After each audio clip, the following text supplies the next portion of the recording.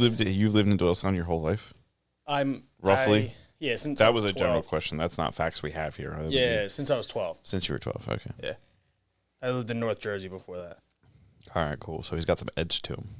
Some edge, yeah. I got some Italian in me. Oh, okay. Even though my name and I look super Irish, I'm actually half Italian. That's common. There's a whole movie about that. It's called Goodfellas. Yeah, exactly. Real life. All right. We good? Good. Did we just catch that? Yeah, we got that.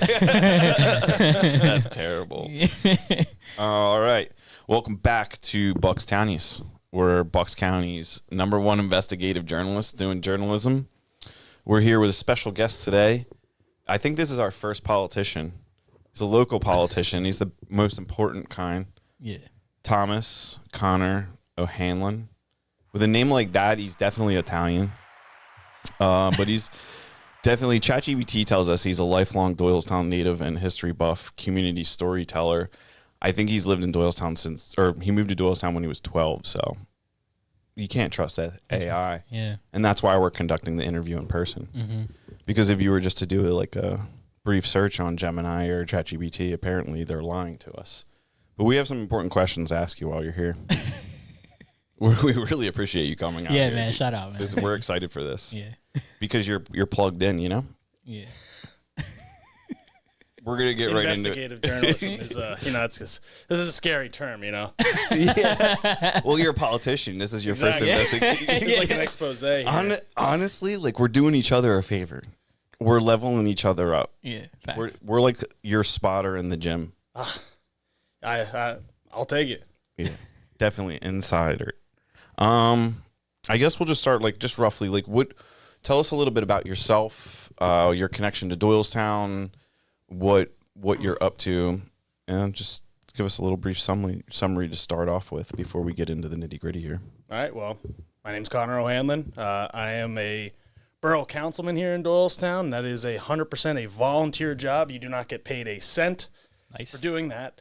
So my real job is as a CPA, pays the bills. Yeah. I do taxes, do some audits, all that stuff. I have a history, I suppose, of doing those things. So the audits of big publicly traded companies are regulated by the SEC, all the way down to the mom and pop shops and doing individual taxes, all that stuff.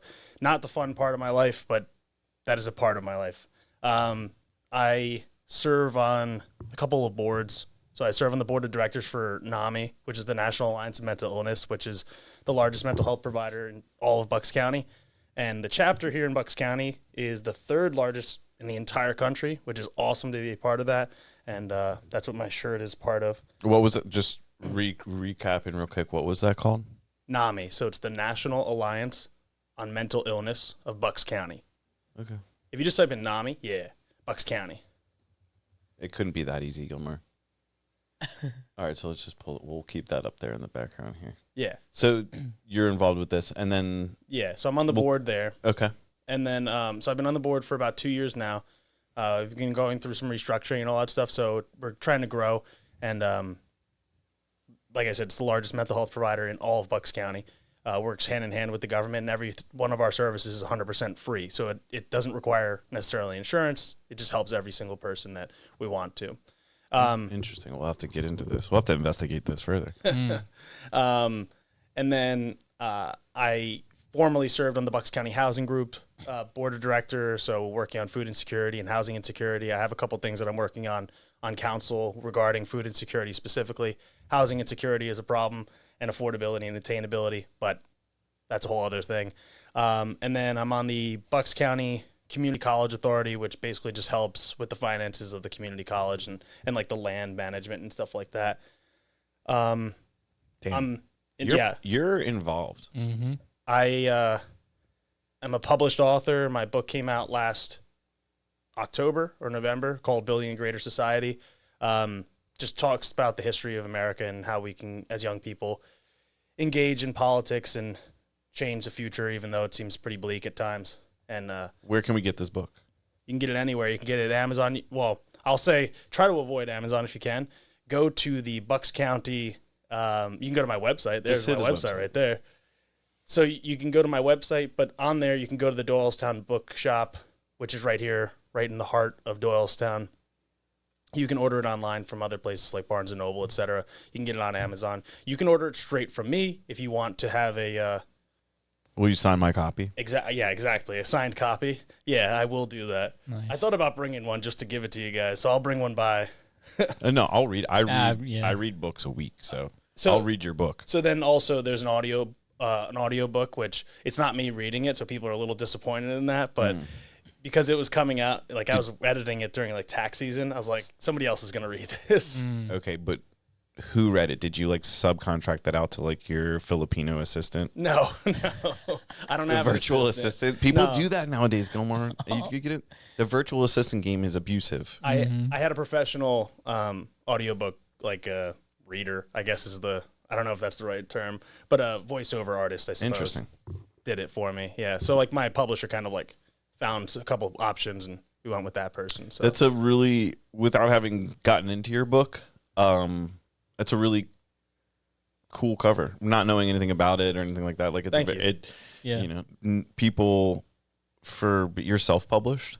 it's like a hybrid publishing. So it's that's like a really nice cover for someone that usually when people put it together like themselves or semi themselves, like it doesn't turn out that great. So good for you, man. Yeah. and then And that's also a really killer picture of you, by the way. So Go to his website. Yeah. Thank you. Check I him was out. Just staring at that picture, which I don't normally stare at pictures of myself, but We're making you. Yeah. I also do a social media series called Building Stronger Communities, which is a play off of building a greater society. And in building stronger communities, I go to small businesses and nonprofits and I highlight what they do. I basically say like good people doing good things. So all I do is I ask them 2 questions, tell me about what you do and what do you think about building a stronger community, or what do you think builds a stronger community? And the woman that took this picture for me does it with me. Her name's Jackie, and Salt and Stag on Instagram. She does amazing photography, as you can see. Made me look pretty stacked, I would say, because I don't normally look that jacked. But Oh, ladies watching and listening, he's pretty jacked. but she's He's great. don't let him. He's being humble because he's a politician. He's playing that game, but we're gonna keep him honest here today. She's great, and that whole series came about because of like our combination and collaboration of like trying out a few different series. Like, hey, let's try this, let's try that. Where's And that hosted? That's Sorry. on my Instagram. Okay. And my TikTok, and I did try on like Twitter for a long time, but it's not on there really anymore. But on Facebook too. So actually, on the website too, you can submit. So if somebody wants to submit like a any sort of business. So if you go to About, maybe I think it's somewhere on there.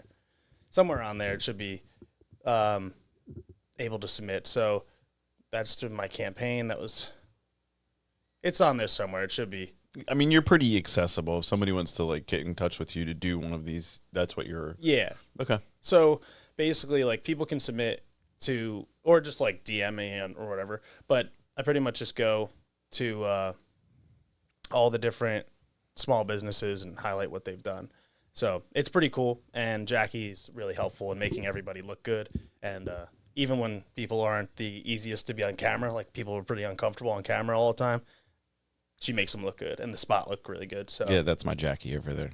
exactly. Look how good he looks. Look at these shoes. They look pretty fire. Shout out to Gilmar behind the camera tonight. Appreciate y'all. We got to get your camera set back up. I think the GoPro up. Yeah. We have the wires. Anyway. Yeah. Anyway. But yeah, so That's, that's a lot about me, I suppose. Probably more than you asked about. No, that's awesome. No, I jotted a couple of things down. I want to go back to the beginning of your life. Like where did you start out that you like where did you find the motivation or like the energy to be so involved as you are? That question didn't start out so smoothly, but I got there. Yeah, I get it. Because you are very involved factually, and someone that's that involved, like you're either faking it or you have a lot of passion, and it's very evident you have a lot of passion. Well, I So that has appreciate that has to come from somewhere. So we're kind of trying to get to the beginning here. I think I was just like hardwired. Like my parents kind of pushed me pretty hard as a kid. I'm the oldest son of 3, so they pushed me in like a proper way. I mean, sometimes a little too much at times, right? Like you get a 98 on the spelling exam. Where's the other 2%? That kind of stuff. But like that drive has exploded into all the other different avenues. So we talked about like Warhammer. So I'll get the small obsession and I'll run with that. But for with regards to the community, growing up here in Doylestown, I mean, I moved here when I was 12, so I came from another small town that was very isolated. And then to move here, to have like a very strong community of small businesses and people and that go through the whole school system and they're proud of it, it meant a lot. Like we moved here for the schools. So to me, it was like it meant a lot to be here, to go through Groveland, Tohickon, CB West. Now I live 2 blocks from CB West now, and it means a lot to me to basically like I represent where CB West is now on council. So it means a lot to just be able to give back to a place that gave a lot to me. So I mean, it's like kind of write about that in the book. Like our history is so rich of people that you can look back on and pull from their inspiration and be like, well, if they did it back then, it's a lot easier to do some of this stuff now, and we can just go with that. So I wouldn't say I have like a singular like inspiration. It's just that I've always been involved. Like I would play 3 sports. Like when I was in Tohickon, I think about it. Like in 8th grade, shout out to Mr. Levinson and Mr. Stelino at Tohickon, because I would play 3 sports, and they're like, you know what you should do? You should try out for choir, and you should try out for the musical. I was like, okay. Got the lead in the musical. So like from there, it's like, all right, well now I'm doing all these 3 sports plus the musical. Then in high school, still did all the sports. I did choir at West, and then I started a band. And it's just like all these different things where like you start to meet so many different people with so many different interests and so many different backgrounds. And you're like, well, I can help that person, or I can do something with them. And so you're an organizer of sorts. You're kind of you put all the pieces together. Yeah, I would say like my goal is always to bring as many people together as I can, even if I have to form my own new group or whatever it is. I like to do that. Interesting. Where do you, in the traditional sense, like where do you fall politically, like or do you not? I would say, well, it's a nuanced question, so answer it however you need to. For 5 years, I was the chairman of the Democratic Party here in Doylestown, so I represented Doylestown Borough, Doylestown Township. I would say I'm a quote-unquote progressive, but again, as I talk about in this book, like what differentiates me from somebody that likes Donald Trump might not be all that much, actually, right? And like we can actually work on things together and say, I care about my local community. I care about the schools. I care about this, that, and the other thing. I care about the roads, whatever. Like I believe that everyone should have health care. Now, we might not agree how to get there, right? But that's my viewpoint. So I always kind of dissect myself from the left-right thing. I'm on the left wing. But, like, I just think that everyone should have a fair shot at living the American dream. I mean, that's what I tried to get and evoke in that picture on the cover, because the Statue of Liberty means a lot. I mean, we were kind of joking about being Irish and Italian, but like my ancestors came here seeking something that was a better life for them, and I have that. I'm living that. I'm the first person in my family to graduate from college. Not only that, I'm the first person in my family to graduate from an Ivy League school. So like to go from that, I want to pass that on to as many people as I can and just like impact them as positively as I can as well. Are you close with your family? Yeah. What do your parents do? My dad is he's a transit engineer. So people think that the conductor drives the train. They do not. The engineer does. So that's what my dad does. And he's done that for a long time. And my mom's a realtor. Okay. My mom's one of the top producing realtors in Bucks County. I'll just throw that out there. If you need a realtor, okay. Lorma Ohanlon. I'll plug her because she'd be mad if I didn't. As a good son should. The real estate realtors that's a tough business. So you got to get your sales where you can. You never stop selling when you're a realtor. You get your card in the door no matter what. That's awesome. She's like unironically like amazing at it. Like that's the only reason why I have a house. And I live super like in the center of town here. Would never have been able to get that house without her. So just gonna shout her out. Are both your parents like social? Would you consider yourself social as well? Like you seem like a very outgoing, out there type person. So I was talking about this. I'm also a coach at my CrossFit gym. So I coached this morning at 6 a.m. and I was talking about like I'm actually introverted, but because I talk so much, people think I'm outgoing and extroverted. But I'm like a hybrid because my mom's super extroverted. My dad's pretty introverted. So I kind of have I'm an extroverted introvert. That's the way I would put it. Yeah, you're Irish Italian. Exactly. You notice that? There you go. Yeah. There's a trend there. Irish. Which one are your parents like? Is one of them specifically Italian and one because your dad's probably like the Irish side, right? So I'm not. I had an argument about this week. I'm not like really 50-50. I'm really like 50% Italian and like some other lesser amount Irish. So my dad is 50-50 Irish and Italian. My mom is 50% Italian and then a bunch of other things. Interesting. So I have not done like the 23andMe thing. I don't know if I want them to have my saliva. You're a politician. You have our saliva. I promise you I don't. He's got like access to it. He's like, hey, right here. Let me pull it up. Yeah. He's like, oh no. Yeah. I was just kidding. It's just like cost your blood. That'd be hilarious. He's like, you're 2% black. I mean, you could be. We all could be. It's true. It's true. It's true. Anything's possible. Come on. It's true. In America, anything's possible, man. Based upon, yeah. What? Okay.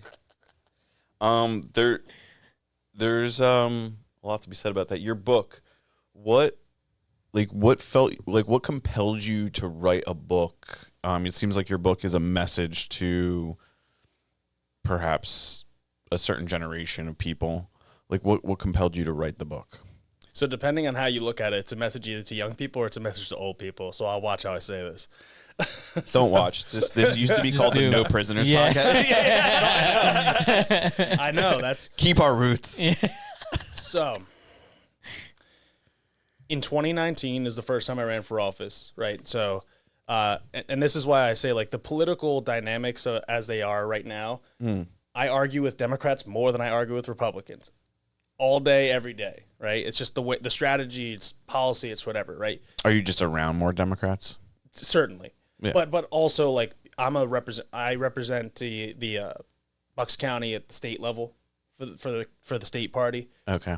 Like I have all these different things that I'm connected with the party that I have to You're in the trenches. vie and pull for, and generationally I'm isolated. I'm 29. So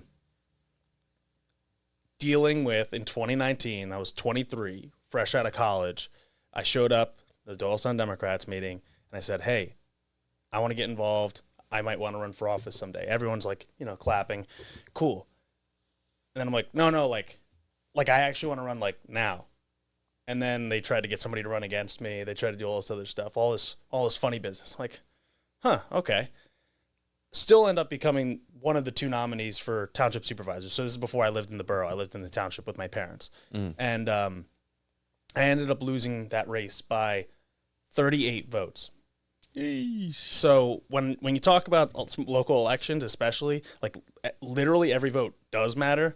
38, like I can get go to a bar and I can convince 19 people to vote for me and it switches the other way, right? So those small things happen. On election night, I remember all the people in their 70s and 80s telling me, you should have done that. You should have done this, blah, blah, blah. You did this wrong. I lost by 38. If I had won, and again, ran as a Democrat, if I had won, we would have flipped Doylestown Township to Democratic control for the first time ever. So nitpicking every little thing. So I sat down the next day. So you guys ended up losing some sort of... So we had one Democrat win, and I lost. Okay. So my running mate, Dan, he won that year. Okay, And so we ended two up- of you guys could have won. Yes. And then instead just one of you One won. of us won. Okay. And I lost by 38. So three candidates were within 38 votes. So it was the second place person. Then 10 votes behind her was the incumbent, and then 28 more votes behind him was me. And this is not like we had like 50 votes total. This is like a couple thousand votes. Yeah, this is a game of inches. So that happens. Next day, I'm just pissed off. So I'm just gonna write basically this like letter as like I'm just venting out to say like, you all said I was wrong, but here's my side of the argument. And it ended up evolving into this and saying like, young people are told that we want you to be involved. right wing, left wing, whatever. You can look at the Doylestown Republican Club. There's not many people that are in my generation that are involved. They're told that they want you. We want you. Democrats, we want you. But when you go and try to take it, the breaks start to come. They pull a lot of tricks to stop you. So this is a guide, and it is from a progressive lens. But I said it in there. I was like, whether you're going for Republican or Democrat, like this guide is going to tell you that you should go for it, how to do it, how to navigate the parties, political or plural. That way you can kind of deal with any sort of tricks, because I've had a lot of tricks pulled against me, because it's not the only time I ran for office before. And it just evolved over the years to be like, I talked about running for tax collector, and I didn't want to run for a tax collector, but I had to. It was just like it was thrust upon me. Okay, and then I became the chairman of the party in 2020 after losing by 38, and I actually won in a contested race for the chairman of the party against our current mayor, actually. So like, there's a lot to learn from all that stuff. Okay. And so it's navigating all of that. What do you think? What was it about your, policies or stance or philosophies, or what was it about your campaign that they felt the need to work against you rather than with you? Or what was your perspective on that? Do you think it was policies? I don't know anything about it. It had nothing to do with my policies. It was specifically because I was young. Oh, because you're a good-looking young guy. I mean, thank you for saying that, but hate us because they ain't us. Peanut butter and jealous, you know what I'm saying? Peanut butter and jealous. But it is like I don't know. I mean, okay, so you guys have probably dealt with it in your lives. Like, oh yeah, I started a business. I started my first company when I was a teenager, early 20s. Yeah, I've been dealing with that. I mean, I don't deal with it anymore because, like, I'm gonna say it. I'm him. I'm kind of the guy.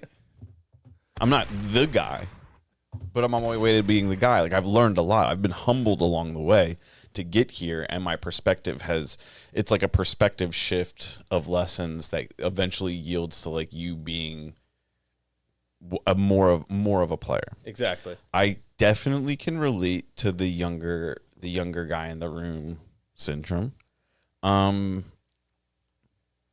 But sometimes I would like to think that good ideas prevail. I mean, I guess that's not really the truth in the grand scheme of things, but that's unfortunate. But it seems like you've bounced back. Yeah, so similarly to, like, you're told X, Y, and Z while you're trying to start a business. You want to do this. Like, because I wanted to start a gym when I graduated college. That's all I wanted to do. I was a competitive powerlifter in Penn State. That's all I wanted to do. Just wanted to start a gym. Everyone boo-hoos it, right? I tried to make it work, didn't work. All right, get back up. What's the next thing? So that's kind of like, I lost in 2019. That's all right. I won in 2020 to become the chair. I lost in 2021. I lost in 2022.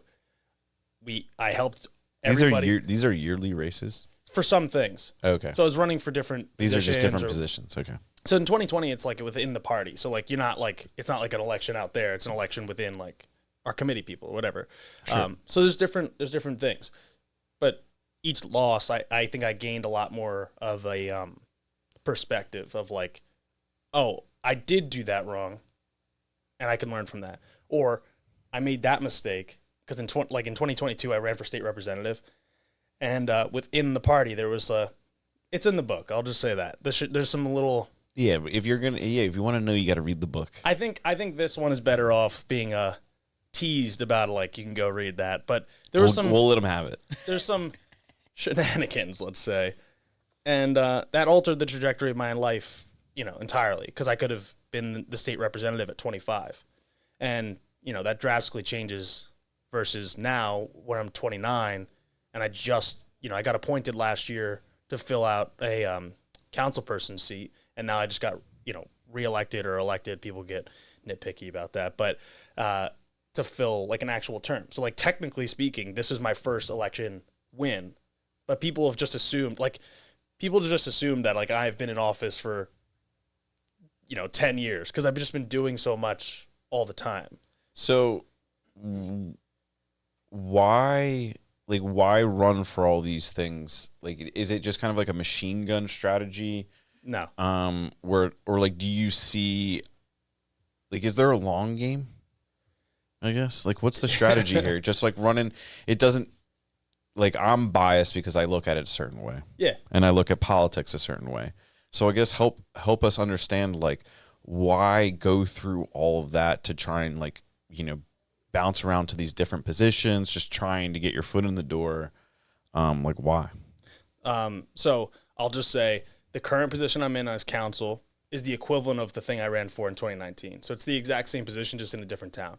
Okay. But I will say, like, why I ran for state rep is because I thought that position has more impact on more people, and I can put forth policies at a state level. So I ran on something called the Pennsylvania New Deal, and I was the only one that had an actual platform in that race.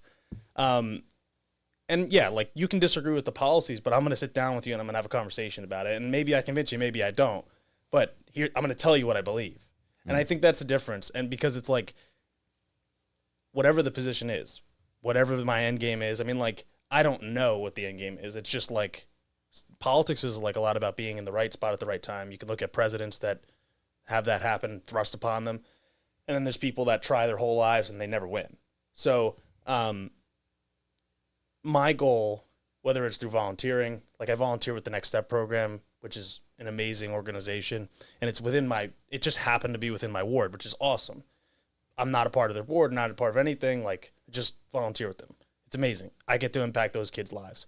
But then I can do something with NAMI, which is a little bit more of an impact because it's like the whole county, and I can be on the board and I can help them with their finances. I can use my expertise.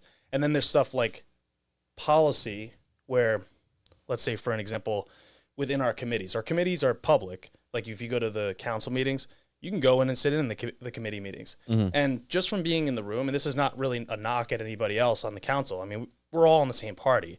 But just from me being in the room, I pointed out that we had a 0.1 cent difference between going 100% renewable and 50% renewable energy for all of the stop signs, the entire powering of the municipal building, the police building. And just from being in the room, we're going to be able to say that we went 100% renewable, and it's within, like, a completely responsible fiduciary way. But it's just like, we can have an impact on the climate while also being responsible fiscally. And like, I think it's basically, the position has enough power that you can help as many people as possible. Like, you're the president, you have a lot more power than a councilman, but each one of them has a responsibility. And I really do view it as public service. And I think that's why I pointed out, like, I don't get paid. I think people assume, like, oh, that's your job. It's not my job. It's like, I do it because I care, and I want to keep, like, my community awesome, and, like, keep the schools functioning, keep the roads nice, or make them nice. Well, speaking of roads, let's get into it. We're going to ask him about it. E-bikes. Electric e-bikes. What, like, you really are this is some investigative journalism right here. Yeah. Where do you fall on the whole e-bike situation, and why do you think people are so, like, why do you think these kids having a good time not on computers is got the community up in arms? So I think we laugh, but it's a serious it's common controversy and conversation here on this. So I will say, this is Plumstead, but I will say the Central Bucks Regional Police. Dude, Gilmar, act like we're investigative. Dude, I looked at e-bikes Bucks County. It's all right. It's all right. I got you. Don't worry. It's not a big deal. That table in the bottom right. Okay. That is the craziness of what we're dealing with. So, like, it might take a second to load or whatever, but the difference is, and, like, I said the same thing, right? So I said the same thing because I'm like, I'm 29. I'm not that much older than these kids, and I see kids riding up. I live on Wood Street. It's a one-way.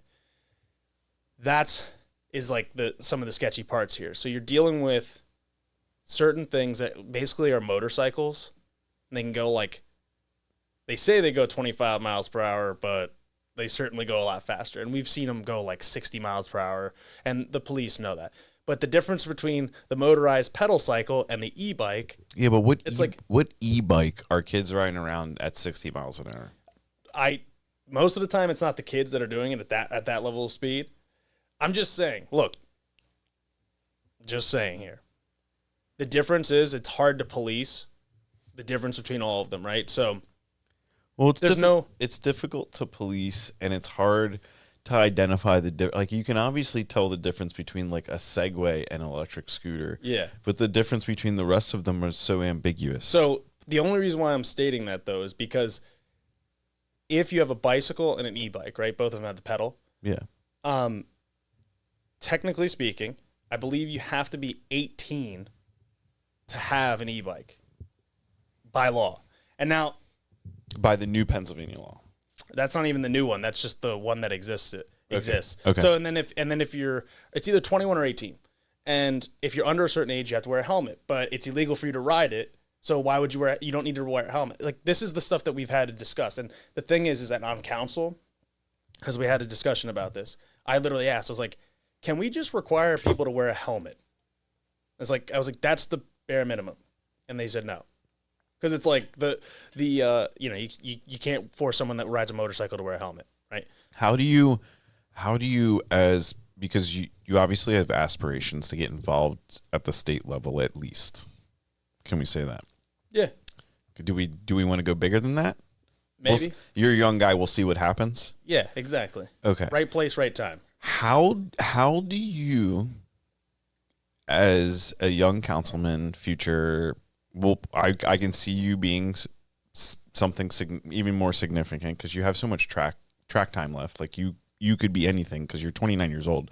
You're already involved at the local level so aggressively. Anything's possible. As you grow and you become more politically influencing and we'll say powerful, how do you not let local resources or government resources get bogged down by something that's like perceivably a waste of time? I'm not saying that this is a waste of time. I'm using this as an example as to like we live in a very affluent community and we're very grateful for that.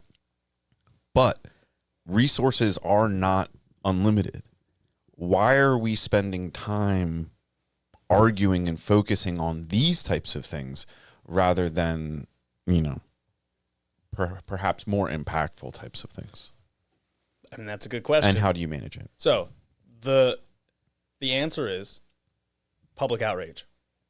So the reason why we talk about e-bikes is if you go on Facebook, which I know you deleted, but I deleted it off my phone. Okay. I still have it. Okay. I have access to the Facebook. So I won't use any names here because people will get uproar, right? But we have a shotgun button over here too. So if you say somebody's name, you can. All right.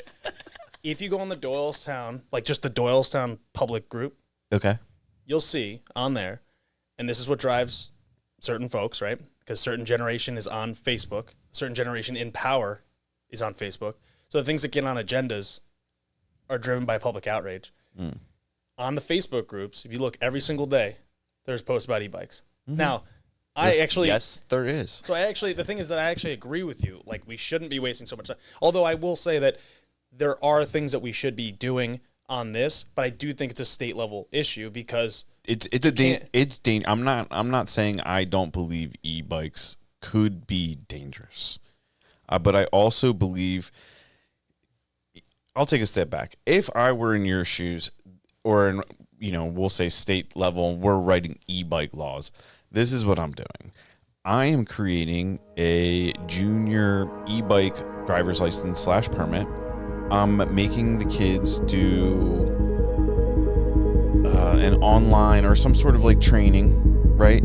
And I'm integrating the kids into traffic at a younger age so that when they become drivers at 16, they already understand the dangers because they did it at 25 miles an hour on an e-bike rather than 85 miles an hour in a Camry, right? My other issue with this whole argument is the bicyclists that ride around here. And like, to be completely honest with everybody, I own a road bike. I definitely used to road bike, like racing bikes, triathlons and stuff. It's fun. People on road bikes are idiots, right? I get that they have, and I'm not saying any specific, like it just is. And this is coming from someone who used to do that. Like, I would watch guys demand traffic to see them in ways that are like, it's the law. And I'm like, okay, you're right. But if you're dead, what's the point of the law? Like, you guys are putting yourselves in harm's way to defend the lane on your bicycle as a grown man because it's the law. But like, let's take into account your family that you might die representing the bicycle law for. So like, those same people are upset about the e-bikes. So I kind of like don't understand why every opportunity is like a need to govern rather than an opportunity to be like, hey, let's create an infrastructure for people to learn this safely and step back and let the kids be kids. Because what are we going to do? Just start arresting kids? We're going to start impounding e-bikes? We're going to have a Doylestown e-bike impound lot? Like, what are we going to do just because we won't pull back on the law? And that's my 2 cents. So, but I'm not a politician though. So like the show's about you and how you would handle something. No, I mean, this is how I think a politician should engage with policy. Is saying like, all right, that's what you think. I actually completely agree. Like 100% completely agree. Now I might be like, I'm raised very traditionally and like, I want kids to be outside. Like, I played sports all day, every day. You have to be careful as a Democrat using the word traditionally now. No, because if you end up as a trad man, am I right, Gomar? Yeah, the trad guys. The trad guys. Now the thing is, dude, like, they like their flannels and they like their chickens, dude. Don't do it. I'm not touching that. But so the thing is, I kind of look like a traditional, Republican. So I can kind of that's why I like to just talk with everybody where they're at, right? Because it's like if you didn't know which side I'm on, we could just talk and say, I actually completely agree. Now, it's a state level thing. That's the only thing. The problem is that people assume, so I'll give you an example. I met the president last year, and few people. Biden or Trump? Biden. Okay. At the time, he was the president. Yeah. And, somebody thought that I can get him to stop doing what was happening in Gaza. I'm like, you think that he's going to listen to me? Like, he's the president. I met him for 30 seconds, right? So I think people sometimes don't understand like the level of power certain people have, but then also underestimate the level of local government when it comes to something like another issue, right? So people think that we can regulate bikes. We literally can't. It's literally a state thing. So what we're talking about... Well, yeah, because it's like written into the transportation. Like if you impede people's free will to move about, you're basically false imprisoning them, which is a constitutional infringement. So the whole e-bike thing, people don't realize that. Like the whole e-bike law is such a joke to me because if your kid is actually to get in trouble, a decent lawyer is going to just walk in there and be like, guys. Yeah. Really? Well, and and like as dangerous, like I've seen these kids. I was a kid once. It's dangerous. And there's nothing that is a fact. It is dangerous, and I get why people want it to stop, but that's not real. But this is where it's like that's not real, but Facebook convinced people that it's real. And the thing is like why people get in a hubbub about it is because people think hubbub, yeah, is because people think that we were going to ban them. We literally cannot ban them. But I'm saying like people post on Facebook, oh, they want to ban them in Doylestown Borough. Like, okay, come have a conversation. We talked about it. We saw what the police say about it. The state's going to write a law, and we're going to see what happens. We're just going to enforce it as it is. We want kids to be safe, and we want drivers to be safe because, people point out, drivers go through stop signs too. They certainly do. We have speed bumps. We have stop signs. We have all these. As best we can, we just want to make sure everyone's safe, but everyone can enjoy our community. I mean, that's the part of local governments that can be kind of frustrating sometimes because some things are completely out of your hands. But you just got to listen to people and be like, I hear you. What do you think, like, in regards to our local community, like, what is one key aspect that you feel like needs to be preserved no matter what? preserved. Yeah. Like what are things around the community or like things that you're like, no matter what happens to Doylestown, we can't touch that? The small business community. So like, I think because it's kind of threatened right now with a few of these big businesses coming in. Yeah, that's why I said don't buy my book on Amazon. Like I'd rather you just like go to the Doylestown bookshop and like get it from them. Like I don't make any more or less money. Like I make like $3 if you buy my book, you know? So like I don't care. Go to the Doylestown bookshop and buy it. But or any small business for the most part. Like obviously there's times where you got to do that. But the small business community specifically in Doylestown is so unique that we don't have giant franchises everywhere. I mean like ignoring Starbucks, right? But like other than that, I know the owner of like every one of these stores. Like when I walk in, they're either working or like I can text them and find out like, hey, when are you going to be in? I got to do this, blah, blah, blah. And I just think like, yeah, as like a councilman, there's some that we can do, but I think some of that stuff is modernizing like our zoning laws, and we have our whole comprehensive plan that is attempting to do that, and we can kind of help do that. Let's talk about these zoning laws. No, I mean, we're not going to use the episode for my selfish gains. So the zoning laws, I probably agree with you. That's the thing, like because they're bullshit. We have two Wawa gas station Wawas. Like, let's get over it. Like Doylestown's a big city now. We need big city credentials. Well, that's why I think we should have more compact housing too. Well, like apartment units. Like attainable apartment units, because there's. Let's talk about attainability. What does that mean to you? I think that if you grew up here, you should be able to live here as an adult. I disagree. Okay. What makes you explain your thought process as to why you feel that like it's like a right, or is that too aggressive? I wouldn't say it's a right. I mean, I think housing is a right. But I do think that as a person that grew up in this community, that values it, that gives back to it, not everyone is going to be like economically the same, right? Like as a CPA, I make X amount of money, but if you're somebody that is just going to, I don't know, you'll work in the schools, you'll be a teacher's assistant at the schools. I think that's super important. And I think if you live in a district, like let's say you live in Central Bucks, I think you should be, or I'm sorry, you work in Central Bucks, then you should be able to live in Central Bucks. And I think that's just like one of these things that we kind of don't connect. Like if you work in Doylestown, I think you should be able to live in Doylestown. And to some extent it's justifying the it's not the right, but it's because from like a tax collector standpoint, like the more income that's generated in the community, if the more people that live within the community that the income's generated in is better for the community, or do you just it's economically stimulative to have somebody like, let's just say you work at CB West, then you live in Doylestown. So at night, you're not driving home to New Jersey, or you're not driving home to Philadelphia or whatever. The money stays within our community. And it says like, okay, I'm going to take my family out to dinner. We're going to go out to, I don't know, one of the, we're going to go to the new chicken place on State Street, right? Yeah.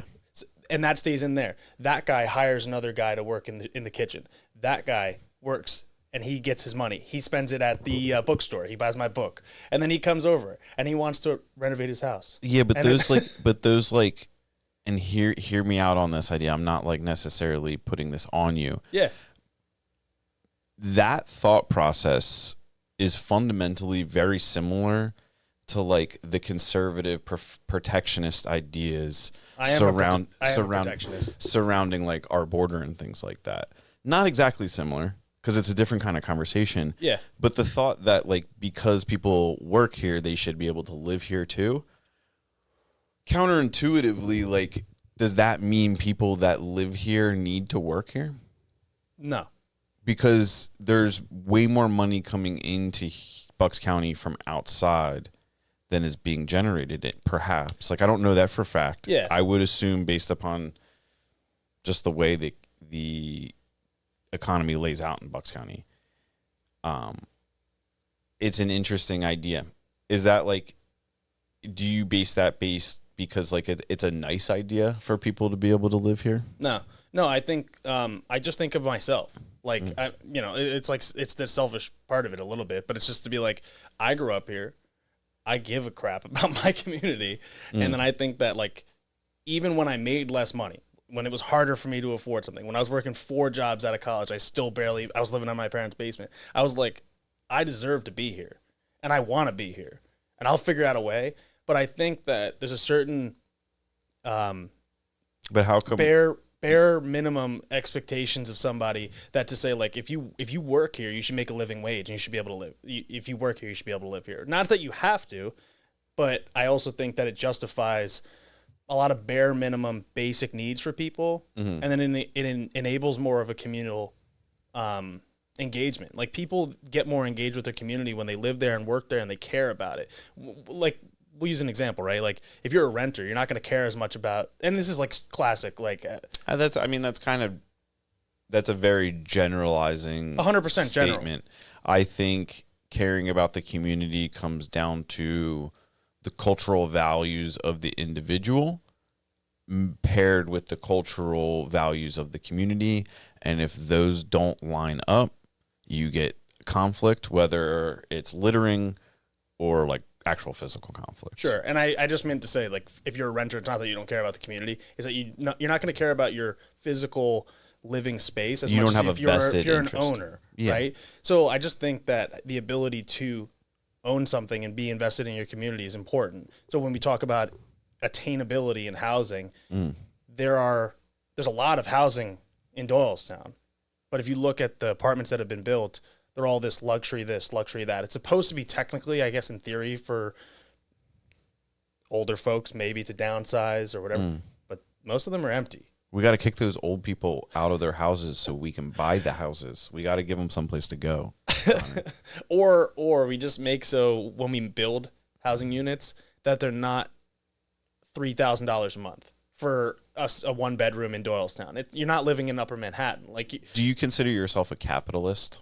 Yes, but I consider myself a social democrat. So I believe in the mixture of socialism and capitalism. What? A social democrat believes in the mixture of socialism and capitalism. It's How's this work? So, interestingly enough, I read a lot about this in the book, but if you take certain aspects of an economy, I believe that certain aspects of an economy should be socialized, and I believe that certain aspects of an economy should be fully capital. So, like, take for example, like that's a reasonable idea, like police and fire. Police, yeah, and where we draw the line might not be the same, but we will agree on some basics: police, fire, military. I believe that prisons shouldn't be privatized. I don't think there should be profit in prisons. Which, again, maybe some people disagree. I don't think there should be profit in education, so I think that should be socialized. And yeah, I think what we have, perhaps, like where I definitely relate to that philosophy, the social democrat. Yeah. What I think we have a lot with the prisons and the school systems and, the nonprofit drug centers, and the list goes on, is we have government involvement in influencing systems that incentivize outcomes that are like directly against what the whole goal of the organization is. Like, for instance, like when you're in order to run like an education system, like, for instance, it all comes down to data. So what do? We test kids, and then the test system says, okay, these teachers are doing better, we should give money to this school. So the money goes to that school. But in reality, what's actually happening is those teachers are just teaching the test rather than teaching the kids.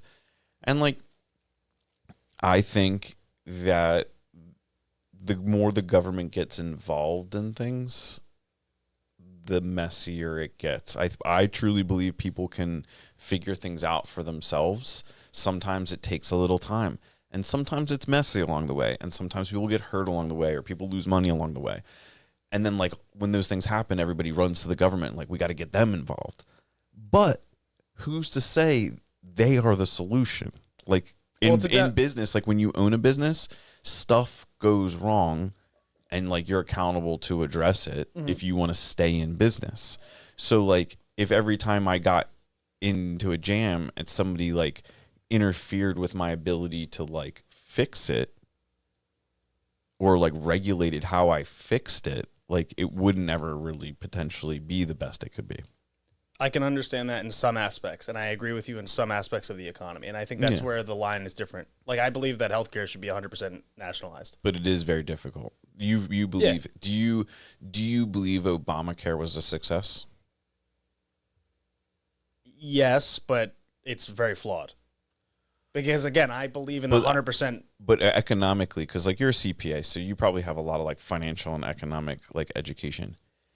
The way Obamacare structured the fixing of the profit directly influenced the inflation of our economy in a way that, well, like, so you understand how they fixed the percentage of like the profit you could make.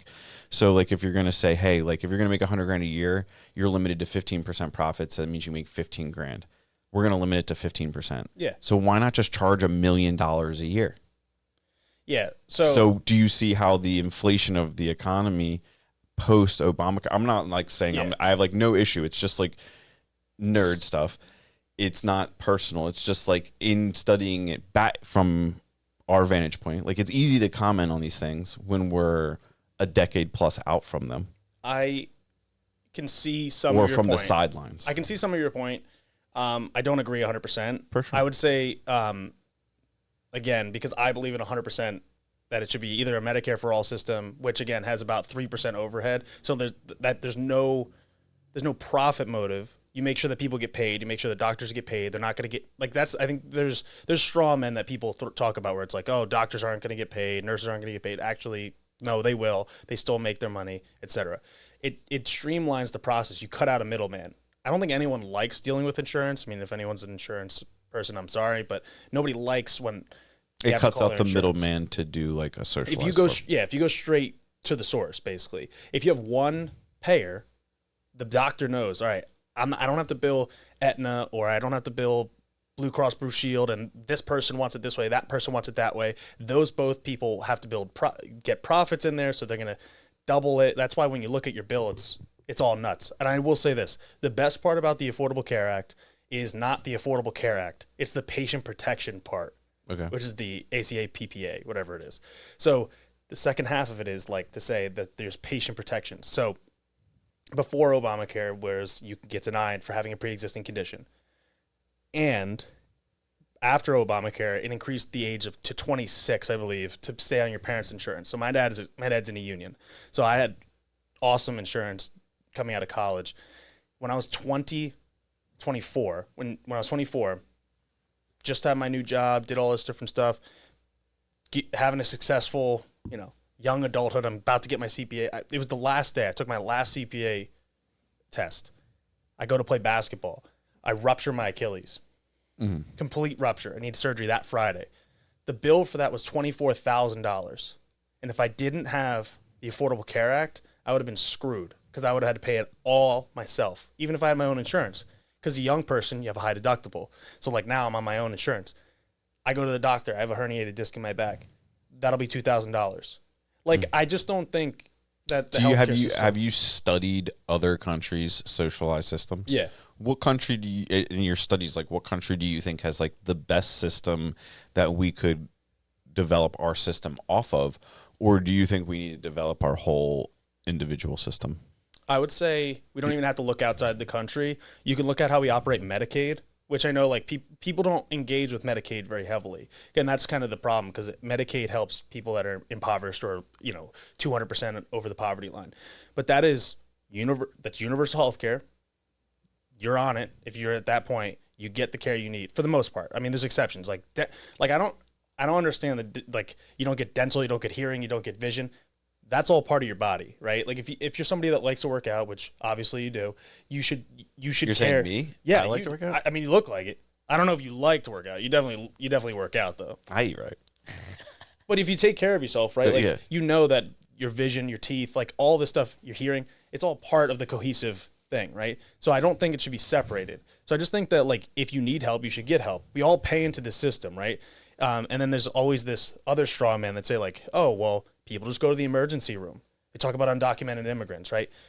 Well, if we had a universal system, right, people wouldn't take advantage of the system that allows you to just go into the emergency room, and because of the Hippocratic Oath, doctors have to help everybody. If we just had a universal system, everyone gets help. We all pay into it. If you get sick over in the UK, they don't go, "Oh, you're an American. Get the hell out of here." They just help you. It's free. And I think that's like, there's a disconnect. I kind of had this thought experiment that I thought of like a couple weeks ago, and thought about like, if public libraries didn't exist, could we get that passed today? Could we create those today? And I don't think that we could. I don't think we could. I just think people don't with value the internet and things like that. The information's too readily available. Opening a book is too difficult. And that's like honestly my difficulty with like communicating to a lot of people. I salute you for being able to have these conversations, because most people at 29 years old, we're not having a successful conversation on this level. So I'm really I'm happy about this. Well, and I don't know that's the thing. I don't know your guys' politics. So I think it's interesting. I don't know that. I don't even know my politics. That's the problem. That's people assume things. This proves the point, though. I don't really conversations. Yeah, I don't really think. Yeah, because I don't play for a team. You kind of play for a team, but you're a very open-minded team player. Can I tell you why? Why you play for a team? Because I don't think I play for a team. I play for what I believe is right. You're Cowboys and Indians, bro. You're Democrats and Republicans. No. Because if you look at our history, they flipped. There's a whole bunch of times where the Democrats. Dude, if you want to do history, we can do a history podcast. We can history the Democratic Party right now. It's not pretty. Yeah, I mean, it's not pretty if you want to go back. Yeah, I mean, again, that's one of the issues I have. Like, both parties are a joke to me. Oh, well, I would love to have that conversation. One of the issues with the Democratic Party is like they're like how they forget history and whitewash it sometimes, and it's just like, bro, interesting. Like, everything is not good for everybody. Like, life is hard and difficult. The path we all got here for everybody was not good. No, I completely agree with that. That's history. It's like this need to just kind of make it good again. Make the history like we're gonna make it right. It's like, no, it never was right. We're never gonna be able to make it right. There's nothing we could, as human beings, like, we aren't gods.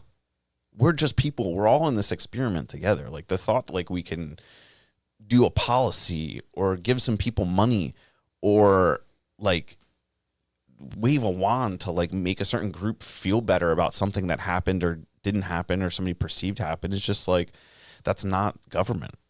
I think that's an interesting perspective, and I'd love to have that conversation. That's episode 2, maybe. Yeah, maybe. And I think, again, like, I'm hyper aware. We just go on live and we just do, what's it called? What's it called when the Congress goes and they just keep talking? C-SPAN. They just go on C-SPAN. No, filibuster. Yeah, we just do a filibuster episode. We just keep saying shit back and forth to each other until we lose it. One of us passes out. Yeah. Just white monster cans everywhere. They're all banged out, banged up. I just want to say, like, I don't play for the Democratic Party. I view the Democratic Party as a vehicle, right? Okay. So the vehicle is, it can steer right, it can steer left, it can go any which way, right? I want to steer it the way that I want to steer it. And if I don't do it, then somebody else is going to do it. So if not me, then who, right? Okay. So we can learn from the Travis Manion Foundation. But we're getting to know this guy. Yeah. So I just think that you can view something and say, like, all right, like, I look at the Republican Party and I wish that I can engage with somebody that's like my age locally, disagree on policy, but be like buddy, right? Like, I just wish. I don't have that. That's a Republican, you mean? Yeah. I don't even have that as a Democrat. I mean, my friends are progressive or Democrats, whatever you want to call it, but it's like, they're not politicians, or they're not in politics, right? I think there's a level of like, I wish that we had the civility to be like, we can agree that there's basic human dignity and human rights, that these things exist. And then if we want to argue about tax rates, which I'm happy to do, or we want to argue about how do we fix the roads, or how do we fund the school, or how do we do that's all that I'm happy to do. What you're talking about is you have to all agree upon something at the beginning. And I think largely the reason we can't communicate predominantly as younger generations, or it's perceived that way. It's weird to say that I'm a younger generation. I'm maybe 39 in a month. You're a millennial, though. Yeah, so I'm in there. To the point, though, I think it's because from personal experience, when you get into a debate or a conversation, a lot of times I back out of the conversation very early on because I recognize, and this wasn't always the case. I used to be in the comments section waging the wars back in the COVID days. I got many gold medals. But it's just, if you don't have the same information, the conversation isn't going to work. And by what I mean by the same information, like if you want to have a debate about the Bible and I've read the Bible and you have not read a single page of the Bible, why would I waste any of my time or energy talking to you about this? Yeah. And the other side of that coin needs to recognize that there are too many conversations being had that shouldn't be being had by anyone before they take a step back and like read about something that they're arguing about. Like you could talk about any one of these topics, regardless of how you fall on what side. And it's like one of the funniest things to do recently is like ask people when Israel was founded or things like that. And you talk to people that like think they really know what the hell is going on, and they don't know about like the 6 Days War. They don't know about, anything that happened in 1917 or just after World War II. They don't know about like the Nakba or like the various things that have happened that have led to what, unfortunately happened a few Octobers ago. And like, if you don't know all of those things, and that situation was probably one of the catalysts that like concluded this idea for me, was that like, if you don't have all of that, of course you're going to think the way you think. And therefore, like, if I go to engage with you in conversation and maybe I have a little bit more information, like if you don't see me as a credible source, like we're not going to have that conversation to educate you up to then have the debate. So like, it's really just, I don't think we take the time to like learn about things anymore. I think it's very easy for us to do YouTube shorts and like watch a 30-second clip about something that happened in the Holocaust that didn't actually happen. And then, or like things like that, like information is so, and it's a lot of this history that's on social media is fake. And it's kind of scary that people are, regurgitating some of these points. So I think that's like when you have debate and open forum, it's really, really great. But I think there needs to be ground rules. And the first ground rule is like learning the rules. I can agree with most of that. I think that the social media effect or like the internet effect actually impacts across the board. Because we weren't ready for the internet. The older folks get their information from a source, and that might be Facebook. Younger folks might get it from TikTok. And neither of them are 100% going to give you the whole story ever, right? But there's also like the flood of information. Correct. It's not even just like the accuracy. Like how can you, as a modern human, you can't take it all in during the day? You can't. It's you not literally possible, can't, right? But I think the difference in like why young people don't engage or they can't engage, depending on how you look at it, is a nihilism, and I think this is millennials and down, I would say. Maybe young Gen X and down, is the nihilism and the cynicism of saying the Democratic Party and the Republican Party are the same. They don't give a damn about me, which to be fair, and again, like you can look at different presidents, some of that there might be a kernel of truth to that, right? We were talking about the political homeless. Right. Like the people that just... Well, if you look at Bucks County, right, like there's a huge contingent of independents. And they're the people that decide the election every single year, whether it's for local office, which we just saw in 2025, right? So we just saw the sheriff, we saw the DA, all the county row offices went back to Democrats after 2 years ago going to Republicans. And it's because the independents shift back and forth. Just last year, Trump won Bucks County, which is the first Republican presidential nominee to win Bucks County in over 20 years. And then a year later, Democrats win by like 11%. I mean, the swinging is just this contingent of independents that get fed up with that's BS and that's BS. I just want somebody that's going to hear me. and I just want somebody that's going to advocate for me. And I think that's why like these conversations are so important, because it's like we might not actually agree on the policy, but at least you can feel like I'm listening to you, or that person is listening to you, and they're going to advocate for you and what's best for your family. And I, again, like the history of things, like, of course, is going to definitely muddy things up. But when it comes to like the bread and butter, I mean, that's the dining room table stuff or the kitchen room table stuff. Like, I want you to be able to have a good job, to be able to retire with dignity, to have health care, to have your kids have a good education, to have housing. And I probably forgot one, but there's like 6 tenants, and I'm like, that's it, and you're good. You sound like the Liver King. No, I'm just kidding. But I don't have his abs though. But yeah, he doesn't have his abs anymore. Well, I don't have the implants. What? It's you're really inspiring to talk to. Thank you, I appreciate that. What is it about the community that we're in right now that you could see changing for the good? I look at certain people that are engaged and that haven't given up, and that just give a damn.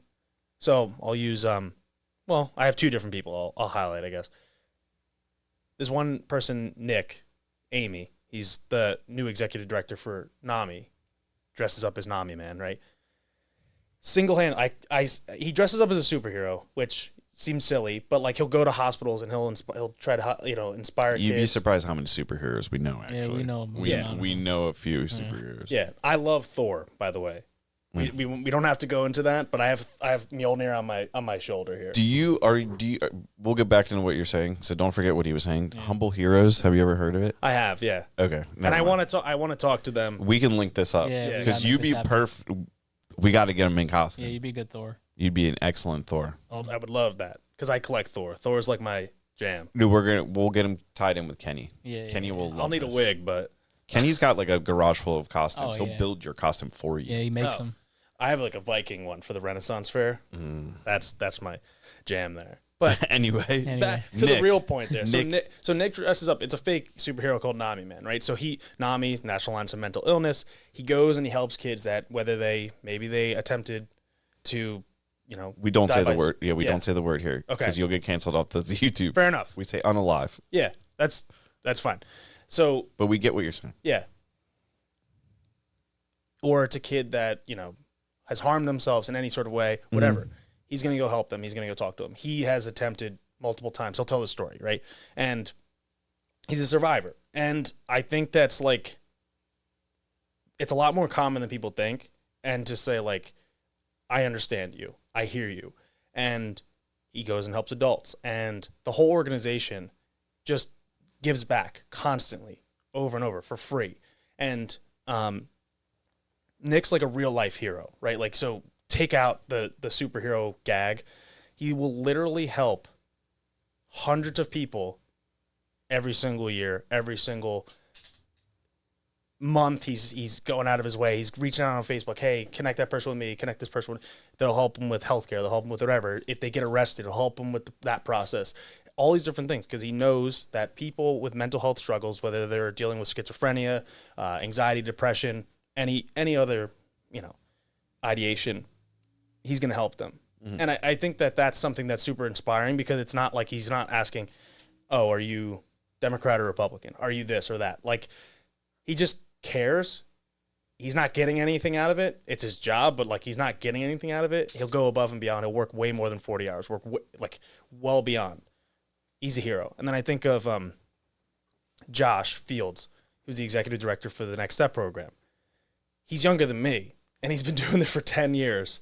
And it's one of the largest organizations that's helping. Really, it's for adults with disabilities, which I think is an overlooked community, because once you graduate from high school, I believe it's 25, like if that's like you get capped out, like those folks need something to do with their lives. And they're providing people with a path, whether it's through programming to say, we're going to help you get a job, or we're going to help you get more education, or we're going to just provide programming so that you can do things. So like when I volunteer, I did team games. So we got to play flag football, like very low stakes, but it's fun. And you get to engage with people that otherwise like might not just be considered everyday folks. And that's all they want. They just want to be regular and included in everything. And, but what they do is so inspiring. So people like that, and like Josh has been doing this for 10 years and I've seen it grow, and they're trying to do a gigantic, building basically that'll help people with disabilities have independent living within Doylestown and help them with jobs as well in Doylestown. And I think that's just so inspiring and something that I really want, because growing up, my great aunt had Down syndrome, and she was codependent upon my grandma so much. So to see, like, I've friends that I went to high school with, and now they have the independence to go do that. Like, they work at WABA or whatever. Like, it's really inspiring to me. I know it's a long-winded way of saying that, but those folks are like two prime examples of people that whatever the people's politics are, whatever their engagement is, they'll advocate for you no matter what. So that's like the change you want to see is more so like you want to be able to enable people like that to improve Doylestown. Yeah, I mean, I'll always be advocates for those two organizations specifically, and those people. I'll always advocate for what they're doing because they're just impacting so many lives in a positive way, and it's all positive basically. Like, there's so little negative that comes from that it's 100% worth it no matter what. Would you obviously have like a work ethic and vision and like all of the things to be successful? Why choose to get into politics, and like why not just use your momentum and like your charisma and like your ability to connect people without the drag of being involved with like politics? Like, why not just do it on your own and impact culture and impact like the community separate? Like, I mean, why do you feel the need to like be involved with that, and how do you see that as like your tool? Again, I think it's if I could do it without it, I probably would. But what does that look like without it? So when I try, right? So like here's the example is like the Building Stronger Community series, right? I talked to this organization, so I just talked about the Next Step program, right? I did a video on them. After that, I got connected with Bakeability. So it's a bakery that helps people with disabilities get a job, and they're a bakery, and the stuff's amazing. And then from there, and then I get connected with this person, and then I'm connecting those people from there. So it's like I did a highlight on NAMI because I'm on the board, but then I work at CrossFit Suma as a coach. Now we're doing a joint collaboration thing. That person's helping this person and bringing them together. So I try in every which way I can. The political realm is, again, that vehicle. It's the platform to say, you might not be able to help that person, but I'm going to help you help that person, or I'm going to help you. Mm-hmm. And I think that's just like the best way that I've seen that I can do it, because I've been doing it that way. And like, if I fail, then like I'll figure another way out. But like, that's just what I want to do with my life. I just want to be that. I mean, a public servant is one way of putting it, but I just want to be that connector. I always want to be like, someday I want to be like that wise wizard in the corner that like, I can help you. I can figure that out. Let's go figure that out.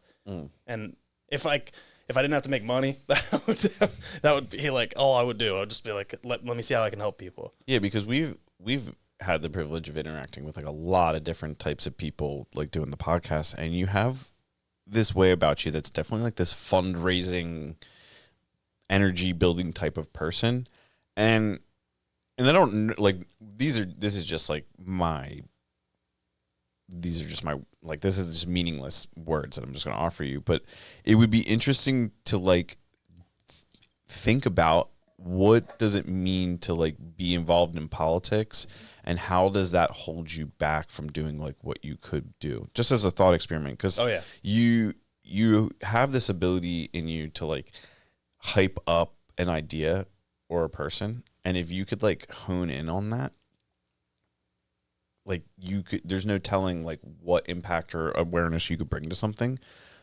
But in this day and age, being associated as like, oh, you're a Democrat, or oh, you're a Republican, it's like, oh, you're independent, like you can't make up your mind, like all of these things carry with them like stop signs for people to listen to you, unfortunately. Yeah. Like that's your difficult job. So like my question is, being associated with that, do you ever see people like not really participating with you because you're aligned one way or another? And would it be helpful to like just not play in that game and do Connor's game and then just see where that goes? Some people have. It definitely used to be more of a thing. But it's hard to pierce the veil if you're just a regular person, which I am. I mean, I know people say like, oh, everybody's just regular people. But like in the day-to-day life, like I don't walk down the street and it's like, oh my God, it's like, I'm just a regular guy. Right? Next time I see you on the street, I'm going to yell out of the car. I mean, let's Connor. To be fair, on occasion you do get that, but like that could be, you're just like your friend or whatever. Right. But, it's hard without sometimes building the platform or having that specific goal, right? So I talk about Josh. So Josh is a good example of like his one focus is I'm going to help people with disabilities. My best friend is somebody with, Down syndrome. I'm going to help them and we're going to develop this whole thing and I'm going to run with that. And then someday he might branch out and do another thing, which I know that's like I'm a generalist. I'm pretty good at a lot of different things. I'm not like insanely great at one thing. And I think that lends itself to a politician. I think it's saying like, I don't know everything about this, and the humility to say that I don't. Can you teach me about that? Or can I meet with you and we're going to grab coffee and can you help me figure out a policy that I can propose for that? I mean, like a big thing that I'm going to work on is a community fridge program. That's what I'm launching. Like my next initiative is I'm going to develop a community fridge program in Doylestown. What does that mean? So food insecurity is something that I think is not completely, but heavily overlooked in Bucks County. So the food insecure population in Doylestown is not as bad as it is in, say, in Ben Salem or Bristol, right? And food insecure people are people, like, how do you define an insecure food person? It's essentially like you don't have enough food in a given week, or like this. There's certain like levels of aspects to like the definition too, like healthy food, access to food, living in a food desert. So like if you don't live near a supermarket, et cetera. I mean, there's a few like layers to food insecurity, but it's basically the simplest way. Like you don't have access to enough like healthy food, and whether it could be for a family or whatever. So that's when you get SNAP, and like whatever the opinions on SNAP are, there's plenty of tweaks and changes that I would make to the SNAP program. You can't even get a hot meal with SNAP, right? Which I think is so stupid, because if you want people to eat healthy, go buy a rotisserie chicken with that. Like, I don't think there's a problem with that, but you can't. So that's a whole other thing. But for the stuff that we can work on, so I was on the Bucks County Housing Group. In my grad school program at UPenn, I had to do a capstone project. So I developed this whole community fridge idea with the concept of a nonprofit running it, to say, okay, basically a food pantry. So, most of the food pantries, whether it's for the housing group or the Bucks County Opportunity Council or any other, like the churches, usually a certain amount of hours. Like, hey, from 4 to 6, we're open on this day. Come get the food. The concept of the community fridge is to help people that are food insecure or like borderline. Like you don't have to like fall within a certain group, right? Like let's just say you got laid off, and like for that interim period, like it's tough. Like you have 3 kids. You don't want them to go hungry. We're very reasonable. A community fridge is providing 24/7 or as close to 24/7 access to food that is both not non-perishables, because a lot of food pantries is like, hey, I'm going to donate a bunch of cans.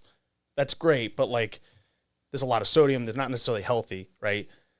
If you can provide lettuce, broccoli, frozen goods, meat, like et cetera, stuff that's going to be good for people, you can put it in the fridge, and then people have access to that stuff. So it's not only just providing them with food, but it's providing them with healthy alternatives or food that can be good for them. And I think that that's just something that we haven't done, but in other places it's been proven to work, and it helps reduce food insecurity, but it also improves health outcomes. But also if you reduce food insecurity, you lower crime. It's all connected, in the societal, the sociological like ways that all those things interact with poverty to food insecurity. Is Doylestown experiencing food insecurity in a way that's causing crime? It's not unique, but in any sort of way you can look at if you can help. I'm not saying you shouldn't help people. I'm more so saying specifically, like, are there hungry people committing crimes in Doylestown? I wouldn't necessarily know, but it's a correlation, right? So if you look at the population that historically would be considered food insecure, and the overlap of people that commit crimes, whether they're violent or whatever. I mean, it could just be like a petty crime of saying like, that person stole bread, right? Like for a silly example, but you don't know. But if you look at the correlation, it's definitely connected. It's not necessarily causation, but it's there. And there's a lot of data that shows that in the research. Doylestown specific, it's definitely not been studied, but that's why I used Bucks County as a whole as an example too, because there's certain areas, lower and upper, that suffer from food insecurity in different ways. So the lower end's more of an urban spot, and in like Quakertown or further north, it's more super rural. And there are people that are food insecure in both areas for different reasons. Yeah. And I just think like we can be a prime example of proving the point that we can do this. It's very low cost, very low maintenance. We already have community gardens. We have so many farms in the area. We have so many businesses in the area that would provide food for those people. And like, again, you're a bridge. You're providing a bridge. You're not a hand out, you're a hand up. And you're providing somebody the way to move themselves forward. And I don't think there's anything wrong with that. And like, there's no fee. There's no money exchange. You don't have to interact. Like, somebody doesn't have to come in and be like, Councilman Ohanlon, can I get... No. Like, you need help, you get help. I think that's like something that we should, I don't know, embrace as a society and a culture. But yeah. It's like nice to like talk to somebody that's like trying to get into politics that, seems to have like a reasonable head on their shoulders. Do you agree, Gilmore? I agree. Yeah, it's refreshing. Maybe you should find like somebody that's the opposite of me. Well, my next question, one of my questions. The Bizarro, Connor. Yeah, the Bizarro. I can't help but like trying to say your name with an accent. Like every time I hear Councilman, I just want to hear an Irish guy say it. I would love that. We should get announced like that. Next time you win a campaign or something like that, like call me. I want to hire you a bagpiper. I would like that. I'll pay that guy. That'd be sick. I'm not kidding. I'll write that down. I'll remember that. I owe you one bagpiper. One bagpiper.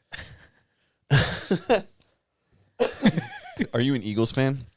Since you're from North Jersey? No. Damn. Son of a bitch. But I'm honest. So this is the thing. People say that, right? Like I'm a politician, but I'm honest. I'm loyal. I'm a Giants fan. Damn. Okay. At least you didn't say the Jets. Yeah. No, I mean, I'm not that. Well, I'm a Mets fan, so it's been a rough couple of days for us.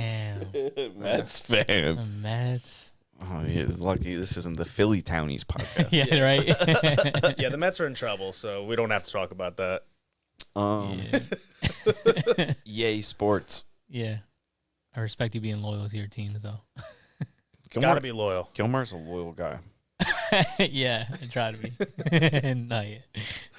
Yeah, Gilmar Loyalty Toll Bar. That's my middle name, apparently. If you say it real fast, make it sound Spanish. You gotta say it with an accent. Hit me with it. Gilmar Loyalty. That was like definitely not Spanish at all. That sounded like borderline Indian. Yeah, dude, that sounded like you were making salads at a pizzeria, dude. That did not sound authentic. Salads at a pizzeria? Yeah, you haven't even promoted to pizzas yet. You're just doing Caesar. Damn. That's how fake your accent sounded. Yeah, that was bullshit. That was bullshit accent, my bad. Yeah. I gotta work on it. I'm losing my touch, man. Yeah, we have a large Guatemalan audience, Gilmar. Yeah. You're letting them down. It's all the German. It's messing me up, man. Yeah, it's true. Yeah. You've been drinking too much Pilsners. Yeah, apparently, dude. Dude, look how you're dressing, dude. You are drinking too much beer. Dude, I am. You look like you've been chopping wood. Dude, yeah, for real. I mean, I haven't, yeah. Got a barn jacket on, dog. Gilmar's got a wild story. He used to be a chef. Oh, yeah? Yeah. I'm retired. Did something go wrong, or? He retired. He's a celebrity chef. Yeah, just COVID happened, and, we want to try new things, so, yeah. That's fair. Yeah. COVID happened. Appreciate that. And he likes cameras. Yeah. Yeah, exactly. That's fair. Yeah. They're like, Gilmar, put the camera down and make the food. He's like, no. I'm retired. Yeah, whatever. Try to call me for one last job. Couldn't do it. One last job. One last Yeah, job. one last job. You're literally going to be chopping wood. They're going to come out at you. It'll be like one of those movies. Yeah. I need you for one last job. Yeah. And then you start walking and you just trip and fall. I'm an alcoholic. No, I'm saying you're clumsy. Oh, yeah, I'm clumsy. Yeah. I mean, that's facts. I You am don't kind of put clumsy. that No, that's facts. Yeah, dude, I've seen you snowboard. No, ski, dude. I could never snowboard. Nobody could tell. No one knows what he was doing out there. Nobody knew what you were doing, dude. I couldn't see. I didn't even know what I was doing. I couldn't see shit out there. Are you worried? Does like the forecast of snow in the forecast, does that give you like PTSD at all? No, it doesn't. No. I honestly was happy I fucking did that. It sucked and it was hard, but I was happy I did it. Yeah. Yeah. I'm happy you did it, Tim. Yeah. Do you have anybody else we should talk to? Who's we can put you on the spot, like 3 other people, or you could just get back to us. I would say those 2 people I mentioned, Nick and Josh. Those are 2 people that are doing great stuff from the nonprofit part. To be fair, I already wrote their names down, so you got to give me 3 more. I'm just kidding. We need full governments so we can reach out. Yeah, I want inside access. Doylestown Illuminati. Who's in it? Yeah, who's in it, dude? You don't want to talk to those people. Who's the reptilians? The reptilians don't like me. Yeah, maybe they'll talk to us. Oh man, I love how you embrace that. yeah. You're going places. Listen, I hope someday I'm like telling my kids, they'll be like, I know that guy. We're going to vote for him. Yeah, yeah, He's gonna fix these schools. Yeah. Or something like that. Like I say, this be like, oh, pay attention to this guy. He's going places. yeah. That's one of the best FDR quotes. Have you ever listened to him speak? Would don't watch out for this guy. He's going places. No. He said, no, because I talk about like the reptilians. They don't like me. But I mean, that's a joke. But like he said, like he's talking about certain people that don't like him. It's like the powers that be. He's like, they're unanimous in their hatred for me, and I welcome their hatred. And then he won, and he became the president. You know, I mean, like, it's a pretty badass speech. I'll just suggest that it's at Madison Square Garden. All right. It was a pretty badass speech. But do you think he would have gotten elected if the internet was a thing? no, well, he wouldn't have been able to hide that he had that he was in a wheelchair. Yeah, that he allegedly had polio. Well, he didn't allegedly. He did have it. Well, there's some debates on whether or not it was some Other thing. Yeah. I mean, that's fair. He had something, and that was it's the same thing with JFK. Yeah. Same thing with JFK there. But I don't know, because then people make crazy accusations about people nowadays, and everyone under the sun has some sort of hidden crazy medical condition, and then the ones that are real they don't even talk about. So it's a whole. Yeah, we should put out some serious dirt on this guy. He's a celestial being. He's actually Thor reincarnated. Yeah, he's actually the real Thor. He's the real Thor. I wouldn't mind that. Yeah. Midgard, got to protect it. Midgard. All right. Yeah. All right. 29 years old. Yeah. I'll have to come back with some other folks for you guys to talk to. I'm sure if I looked at my Instagram, I can find a couple good people. No, I really appreciate you taking the time to sit down with us.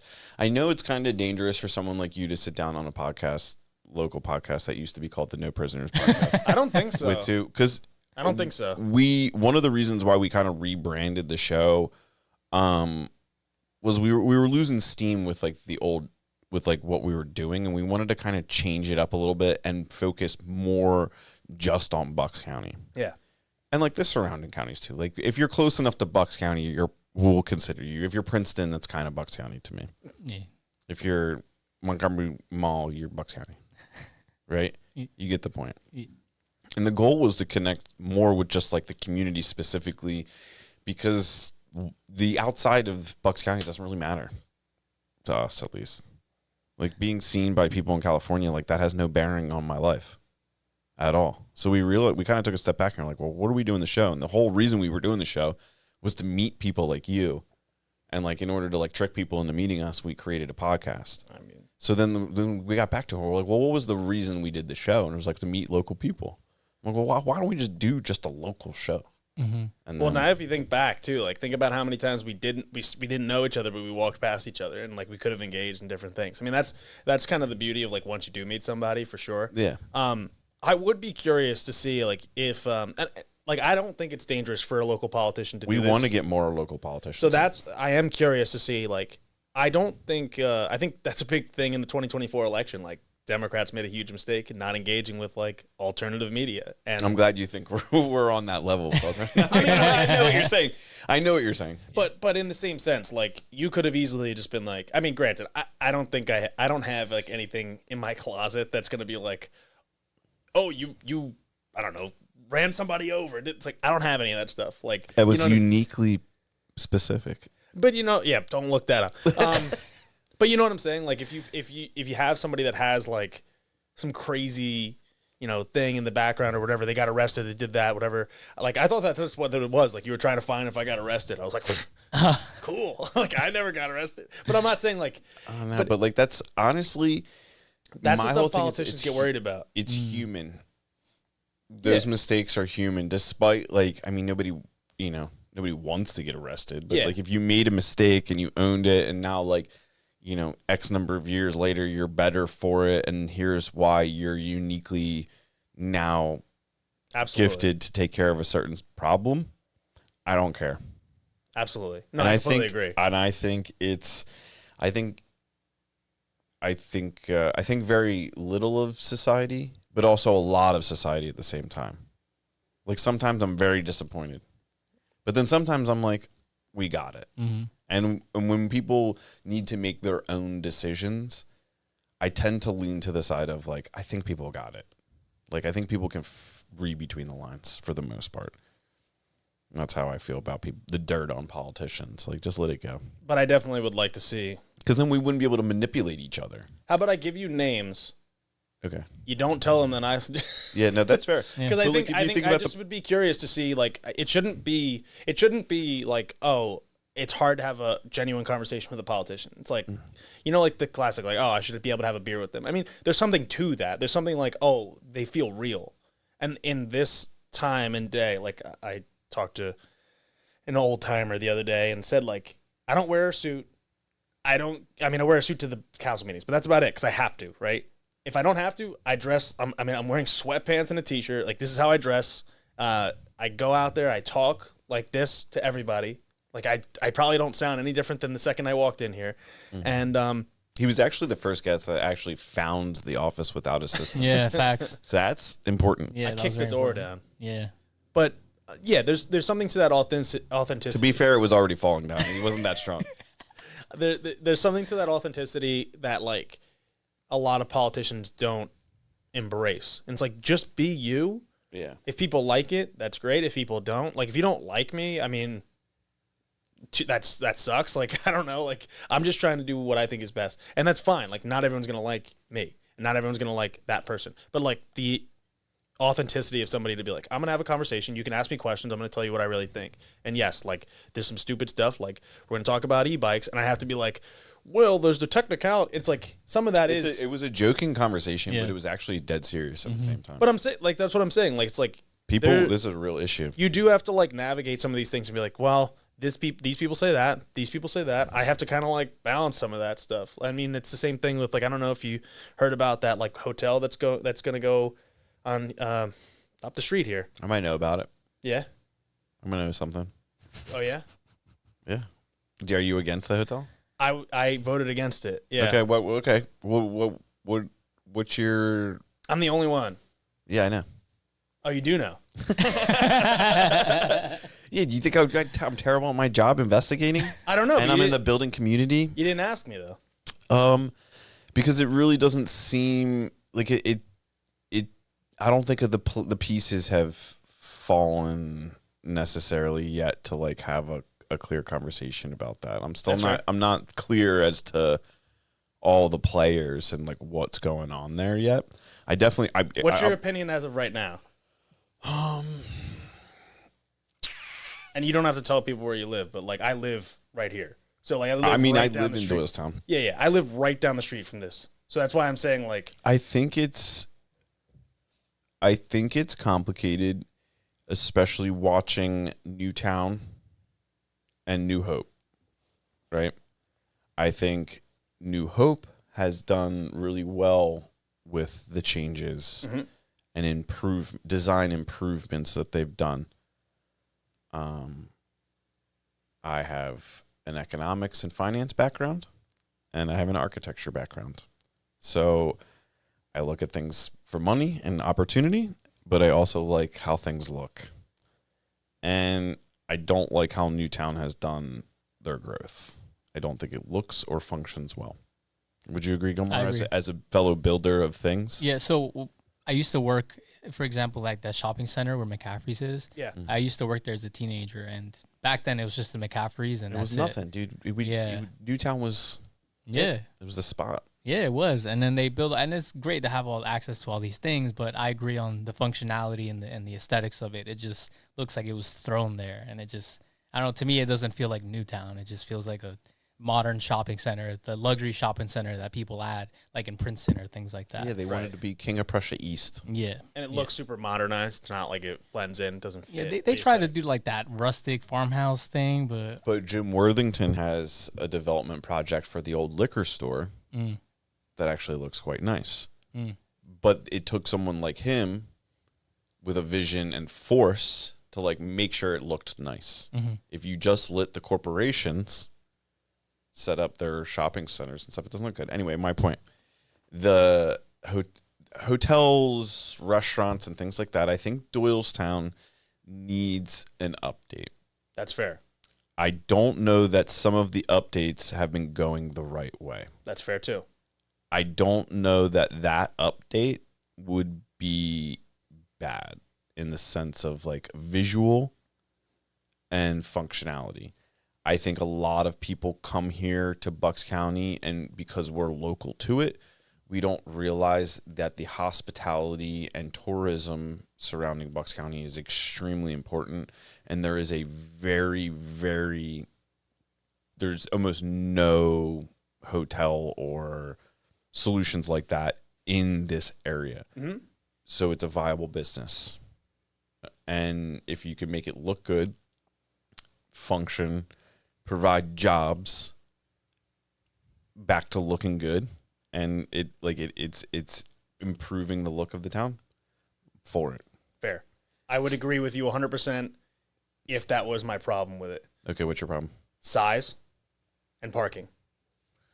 And those are the two things. Every single neighbor that I've ever met on Harvey Avenue, which is right behind it, Hamilton, my street on Wood Street, every single person that I've met in that area, nobody wants it because the problem is parking is extremely hard in Doylestown, and the parking with the hotel is not enough. The parking situation in Doylestown ran one of my friend's businesses out of town. I can believe that. Right, Evan's gym was on Wood Street. What he's talking about, and is that the jiu-jitsu? Yeah, and the dude next door was weaseling his way, getting signs approved, secret sign approvals happening.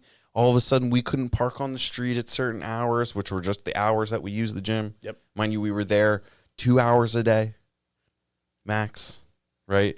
And we've got police officers from town, EMTs. We've got the athletic director for Central Bucks in our gym. Like, we have more members of the community than this one dude represented. He was able to just ruin Evan's parking situation. Someone's like, okay, cool, I'll just leave. Yeah. And now you have a vacant building here, whatever.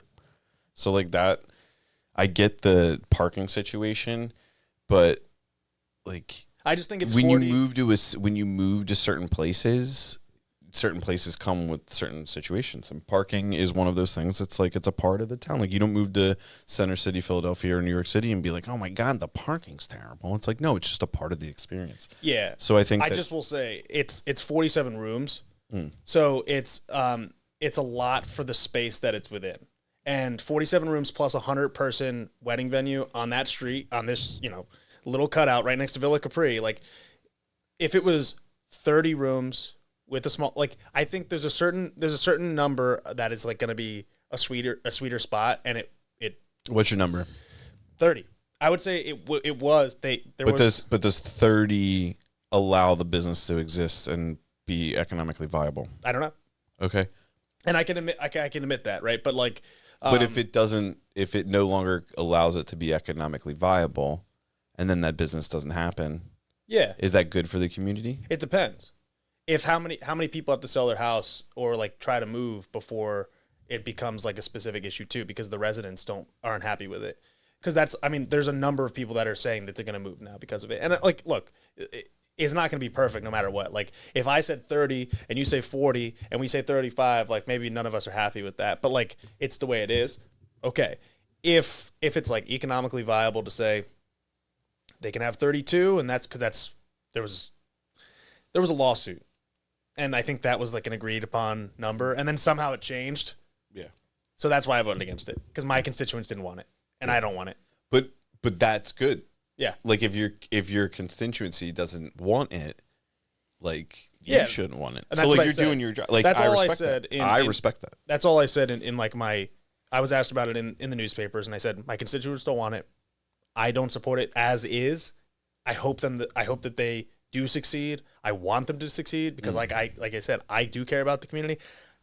I hope they make millions and millions of dollars just doing that. But the parking is no problem, right? There's like, a park. What's the parking garage for? Like parking garage is for the county. Our town has a parking garage.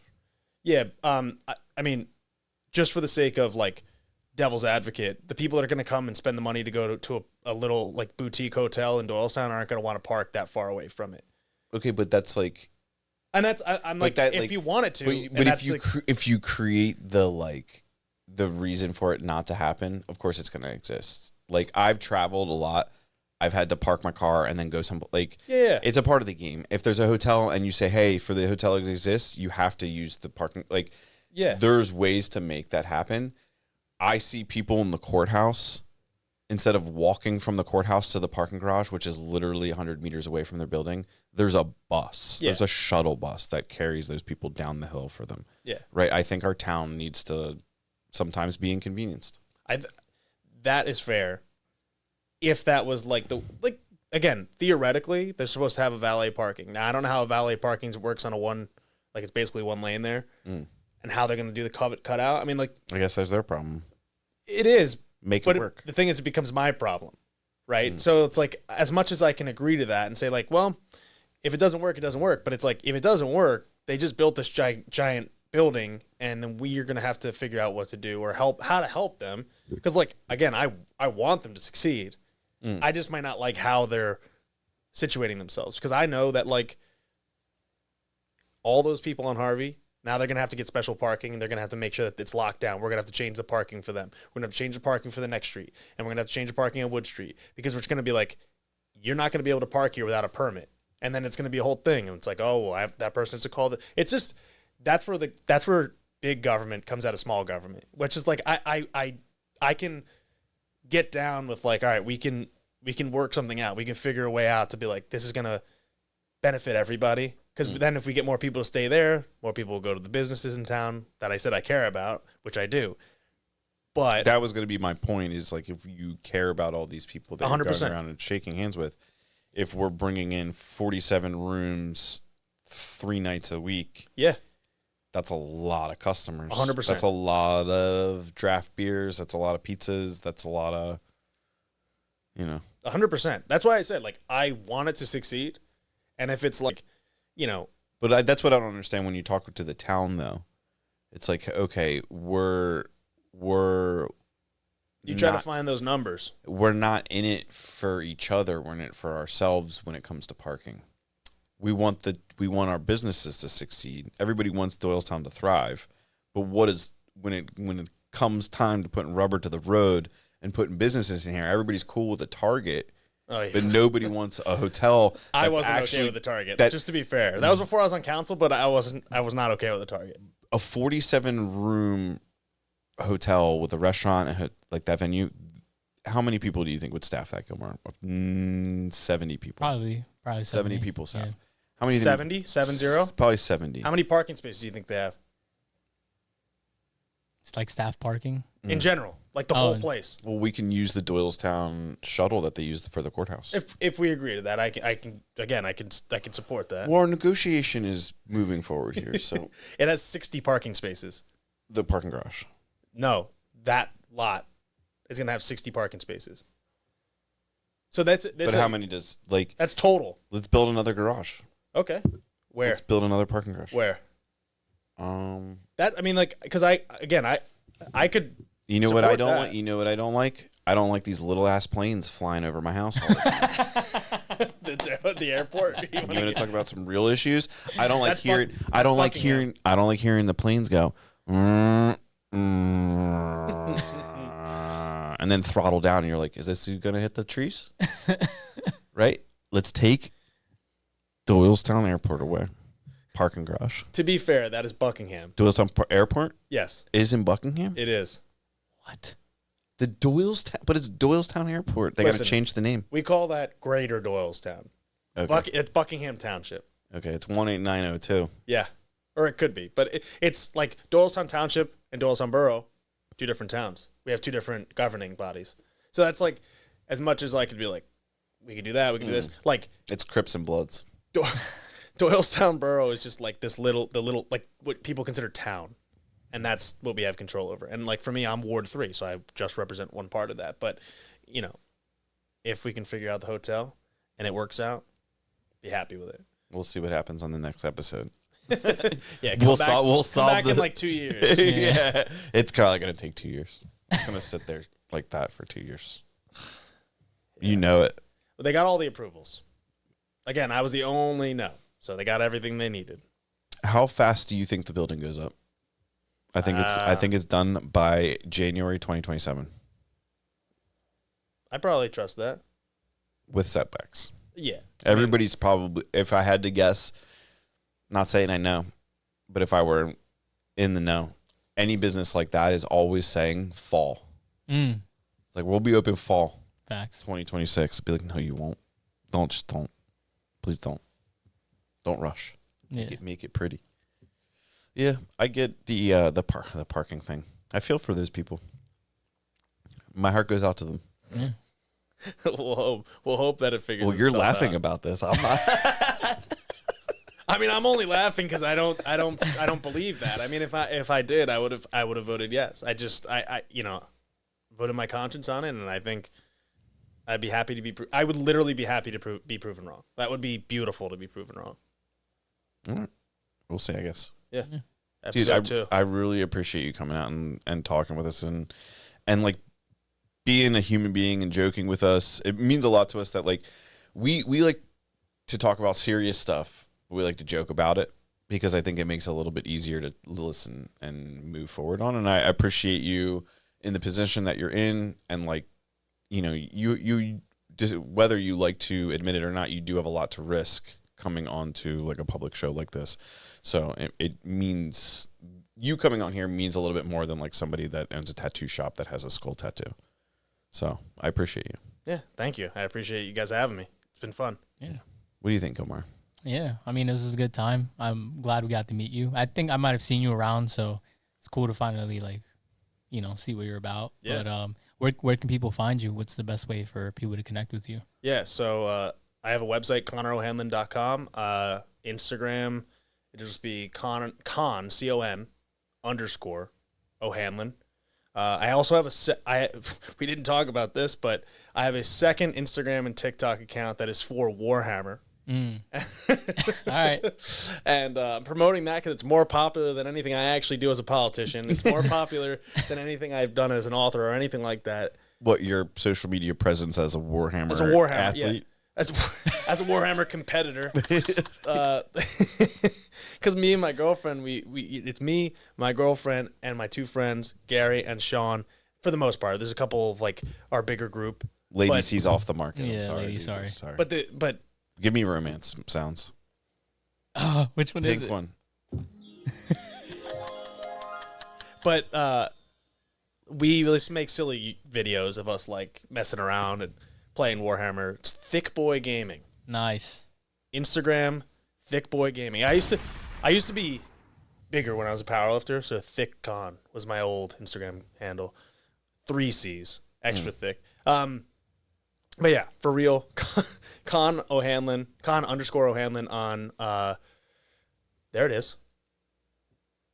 Thick boy gaming. This is great. On- This is his secret. It ain't a secret. Again, this They is can't more. blackmail you now. I started this 2 months ago, and that video on the top left has almost 1.2 million views. Oh, boo! I can't watch it. Well, All right, yeah. everyone can go watch it on their own. Yeah, But that like weirdly went viral, and all these random videos of us doing stupid stuff playing Warhammer.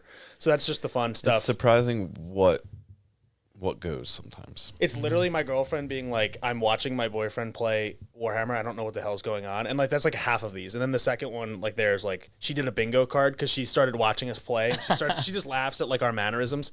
And like, it took like 30 minutes for her to hit bingo. And it's like got almost 200,000 views. Like there's just stupid stuff that we're doing. And it's just for fun. I think this is a good outlet for people. Like even if you don't know Warhammer, it's just a silly thing that's kind of like, maybe for me, it's an escape from the reality of what we're living through. And like kind of sometimes that I feel that nihilism too and that cynicism. So this is just something that's like positive that I can just like have fun with and just relax. But yeah, so that Con Ohanlon on TikTok, and people can follow me on Facebook or add me as a friend on Facebook and stuff like that. That's all good.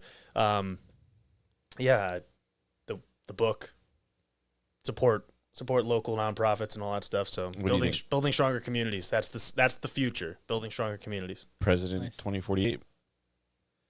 We'll see. Oh, I will say too, from my campaign, I have this really cool, but you don't have to do it however you want to do it. I'll figure a way out, and I have, if you go to the one to the right, so the donation page, you can ignore all the stuff on the right of it. That was from the launch party. You just scroll up. That art on the left was designed by Mike Barker at Mini Mega, and I asked him to kind of like give me a whole American traditional tattoo design for a campaign poster, because nobody even ran against me. So I was like, let me do something cool that kind of celebrates Doylestown. So that's State Street right there, and then everything like that. I have T-shirts with that on it. So if people want it, they can reach out to me. Oh, hell yeah. And, I want one of those, yeah, dude. me too. I'll figure a way out that you can get it. It's like technically I have like a donation link somewhere on there, but it's not a big deal. I'll It's figure $250 a T-shirt. That's not $250 t-shirt. It's like $20 for the T-shirt, and something like that. So and you can get the book. But see, $20 doesn't seem that bad after I said $250. Yeah, right. Yeah, it's like the medium fry. It's a deal. The medium fry. Yeah. It's a medium fry. Or like the $4.99. If it was $5, I'm out. But $4.99, I'm in. I'm in. Don't let him audit you. Yeah. Don't let him get into those debits and credits. He's the enemy. But anyway, thanks for coming on. Yeah. Gilmar, thanks for being here too, buddy. Of course, dude. Thank you. Rambo, thanks for keeping the floor golden. Mm-hmm. Thanks everybody for listening to the Bucks Townies Podcast. We're Bucks County's #1 investigative journalists doing journalism. We're a show about people, local community. We're looking to engage with everybody. So if you got any suggestions, just shoot us a message. I know your uncle's probably a cool guy, so let us know about him. And we'll see you on the next one. Thanks for listening.